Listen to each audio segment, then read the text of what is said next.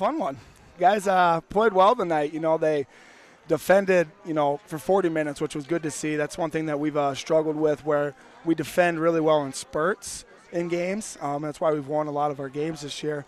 But tonight was the first time we kind of came out from the start and defended, and then just everybody we put in carried it over and, executed the game plan to perfection. And then offensively just found each other. When we pass the basketball and play together, we're really tough to stop. And we showed it again tonight. Winona game, we have 20-some assists. Tonight you get 17. And it's a fun team to watch and a fun team to be around when we do that stuff.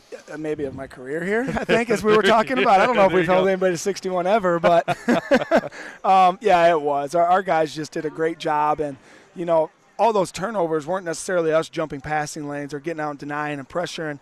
It was just, getting in your gaps, making them stay contested shots, and then letting them just turn the ball over themselves, kind of taking them out of the drive, stopping them, making them make that extra pass, and then flying around and covering up for each other.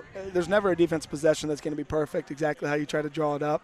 But if guys can cover up for each other and play together, then it can turn out like this. Well, they're a big team. They're 3, 4s, and 5s. They're all 6'6" and above, and they like to go inside and kind of run a little bit of a flex, and they run a ton of sets. He comes from the Coach Glass era and just runs a ton of sets. So it's tough to prepare for teams like that, So we just told our guys to stick to our basics, stick to our game plan. We didn't cheat any plays, guard them any certain way. We just guarded them our way.